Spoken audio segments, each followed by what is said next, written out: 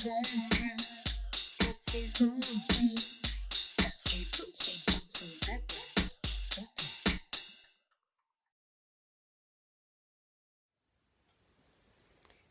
so this video is kind of a weird one, but it's not clickbait. Literally, my best friend ignored me when she got chronically ill, and I'm chronically ill. I don't know whether it's because she couldn't stand to be around other people with chronic illnesses different to herself, but basically, this is a friend I have known my entire life. She has always, we've had a great friendship. We've had ups and downs, as most people do. Like when we were teenagers, she got a boyfriend, and we fell out. We didn't talk for like months. She spent all her time with him, and when you're that age, you don't realise that when you meet someone and you like them a lot, you tend to spend more time with them than your friends. And then she split up with him and wanted her friends back, and I was like, well, why should I? But it all worked out. Even going to universities, we wouldn't see each other for months or years, and we'd still catch up occasionally. And when we did, it was like yesterday since we saw each other, like kind of thing. And then I got my diagnosis.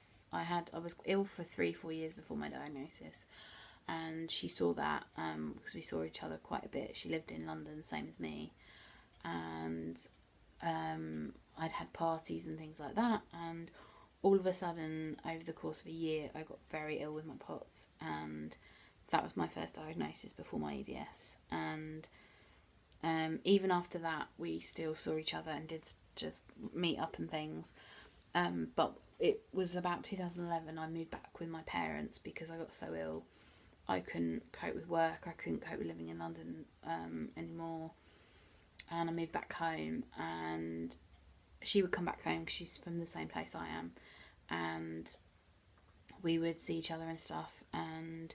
But I wouldn't be able to travel to London to see her where she lived as much, because I was starting to have to rely on my wheelchair a lot because of my intolerance to standing, and it was just really difficult because where I lived there was no accessible train station, and I was really scared to go on my own because I'd had a lot of scary experiences on my own in my wheelchair. So I'd get invited to parties but have to decline a lot. So we'd just keep in contact through Facebook. She would tell me like if she was going on holiday, I'd be like, have a great holiday, and we'd have long messages to each other, and then she'd get back and I was like, how's the holiday? And then over the course of a year, back in 2015, I'd messaged loads of times, 5, 6, 7 times over the course of 2 or 3 months, asking how she was, asking how things were, because back in 2012 she got diagnosed with Parkinson's, and I was devastated because I knew vaguely what it was, but as everyone says, they think of it as something that old people get. But she had told me that she'd had symptoms, and she told me that she was going for tests, and she told me, I think, that one of the possibilities was Parkinson's. And I remember she told her closest friends and family, and I remember getting the text and I just burst into tears because I was devastated for her, because I knew from my illness that I felt ill, but it was nothing that was going to basically potentially end my life early. And it was hard, but she was of the opinion that she didn't want to talk about it. She didn't want to let it beat her. She didn't want to let it win. So she'd want to pretend like nothing was happening, that she was fine. So we just carried on like that. So I'd never ask how she was. Occasionally I'd ask, how she was in general, not just how her Parkinson's was. And it was a fairly normal friendship still. I'd hear through family friends that she was very ill with trying new medication, but she never mentioned that, and she'd always said she doesn't want to talk about that kind of stuff.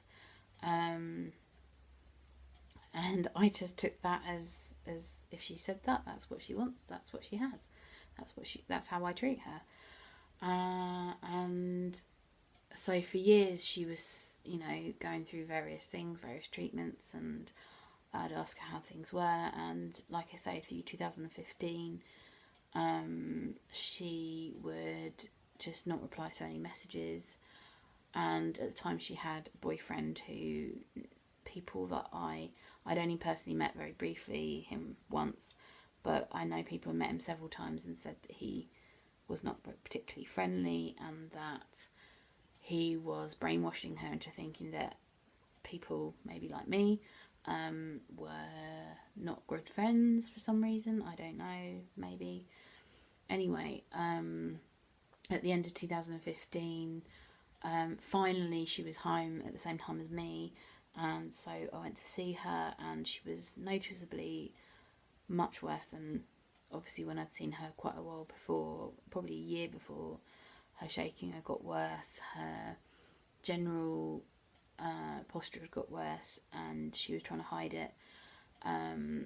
So I, again, treated her normally. I did ask her how she was and how her treatment was going, and she was like, yeah, it's fine, it's okay, and she didn't really want to talk about it, and I just picked that up. So we just had a conversation about the old days and school and funny things and funny stories, and she had a Christmas sale of crafts that she was selling, and I bought stuff from that, and came home feeling really good because we'd had months of not speaking, which I didn't mention then. And it was like back to normal again. And then the end of 2015, I got engaged, which was lovely. And my whole life, I think when you're little, especially when you're a girl, you picture in your head, how your wedding's going to be. And I always knew that if I'd had bridesmaids, it would be her and my other best friends and not my cousin. And there was no way that it'd be a wedding without her. And so immediately, of course, I messaged her and told her the good news. And then I think it was about a week later, I think it was New Year's Eve, I thought, oh, great New Year's Eve surprise for her, and asked if she wanted to be a bridesmaid. Excuse me. And she actually said, oh, I'm going to have to think about it. And I was really taken back by that, because I don't even know if I would say that to anyone. I don't think I could possibly say that, even if it was I'm not sure, I would just say yes or no straight away. And given that we were such good friends, I was assuming she'd say yes. So, and because it was via text, I thought, okay, maybe she's drunk or something. So the next day, I said to her, I messaged her and said, if you're worried about, because she had to think about it, whether she was, more ill than she was letting on, and she didn't want people to see her shake, because a lot of people at the wedding she would have known, whether it was that or whether she was worried about how she'd be on her own without anyone there with her.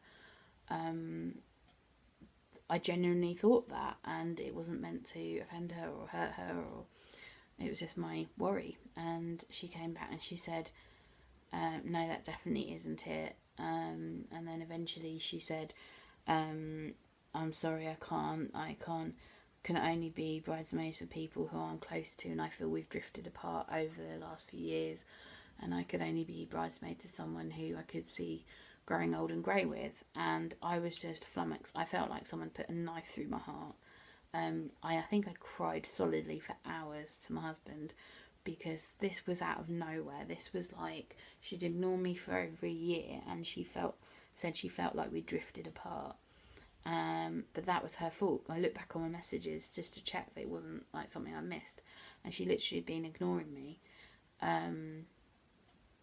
And what was ironic was, I think it was a few months before that I'd said that that I feel stronger and I feel that I've changed, because when you get chronically ill, you kind of build up this wall against, discrimination against disabled people and discrimination against being in a wheelchair and all this, and you become a stronger person. And they always say that you're given these challenges in your life because whatever's guiding you through life feels you can overcome the obstacles. And she had always said, no, I pretend it's not real. And she started doing vlogs, and in her vlogs she actually admitted that she feels that she's changed as a person because of her illness. And I was thinking, that's exactly what I said. but she didn't agree with that at the time I said it. And yeah, it was just the weirdest conversation. And so I said, well, can you explain why, like, and she said even her parents were shocked that I'd asked her to be a bridesmaid. And I thought, this is the weirdest conversation. And honestly, ever since then, I've not heard a single word from her. I sent her messages, I sent her voice messages, I even left it for ages. Like, we got married and I still not heard from her. I sent her a message the other day because I'd had a dream, and it was really odd. We were both younger and back at school, and it brought all these happy memories back. And I messaged saying, look, time has passed, things have happened. Even if you don't want to be friends anymore, just for closure, what on earth was it that you say, you know, drove us apart? Or that you think I've done wrong? Have I said something and not realised it? I literally still don't know to this day. And I was speaking to a good friend who's known both of me and my other friend for our whole life as well. And she said it's like grieving for someone who's died, because nothing has actually happened to sever the relationship as far as I'm concerned. And she's just gone out of my life. Like, I still follow her on Facebook, I still follow her on YouTube when she did her videos. She's very poorly at the moment, but she's doing loads of awareness stuff. And everyone, it makes me angry because everyone sees the side of her that's like, and this amazing person who's doing this awareness, which I do think is amazing. And she's been proactive in using things to her advantage to make medical side and technological side a better place for people with Parkinson's. And I think that that's great that she's done that. And yeah, but people don't see the side that I have seen from her just ignoring me and then just cutting me out. And she hasn't cut out other friends that she's known for the same length of time as me. And I don't know if it's because she doesn't want to be reminded that she's chronically ill, because obviously I am in a wheelchair, and that is a constant reminder. Maybe she can't cope with the fact that I've got ill like that.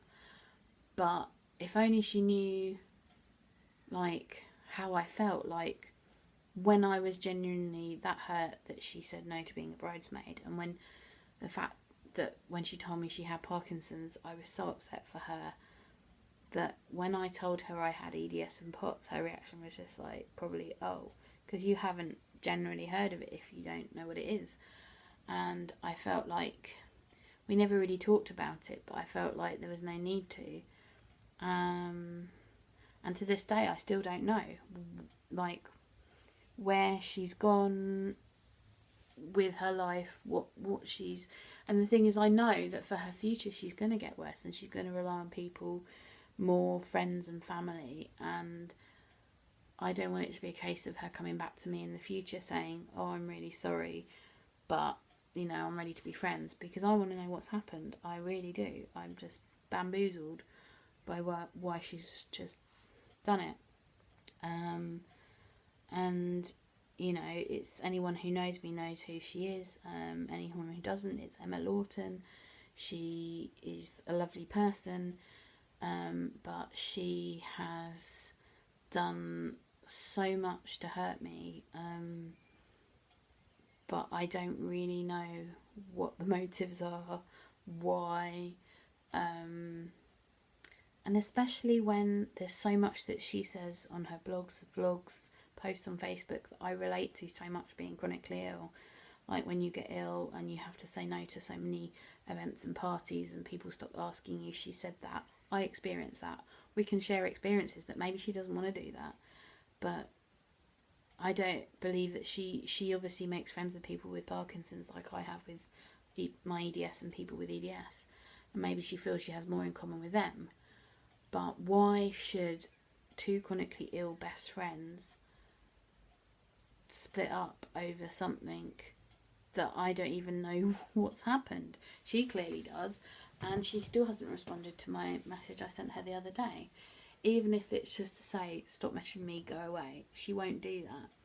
And I don't know whether it's got to the stage where it's got too far now, where she hasn't said anything. Maybe there wasn't a reason, and now she feels stupid, maybe, or maybe she feels she can't backtrack. But foolishly, and probably lots of people said don't, but I would be one of these people that if she came to me and said why and apologised, I would immediately take her back as a friend, because we have been through so much together and we're such good friends before both of us getting diagnosed with illnesses, that I wouldn't want to lose her friendship. So it's just strange not having her in my life. So I don't know if this has happened to anyone else, but if it has, I'd love to hear from you. And I just thought I'd share it because I needed to get it out there. I needed to tell my story. I haven't even I've posted a lot on Facebook about it, but not named names. People, it's enough for people to know if they know who she is. But they can't even believe, like, some people go, no, it can't be. And I'm like, it is, honestly. And I feel like I want to publicise the messages to prove that I'd been contacting and having no response. But I don't feel it's that kind of thing. I feel with another friend that's really been nasty to me, that yes, that was the right thing to do, but I don't know. So there you go. So that is why I mysteriously got dumped by my chronically ill friend. Thanks for watching, everyone. Stay tuned and click the picture of me on the screen right now, and you can subscribe to my channel. Please like the video and click the bell notification if you want to know when my next videos are put onto YouTube. There should be a box on the screen where you can see other videos I've done. Happy watching!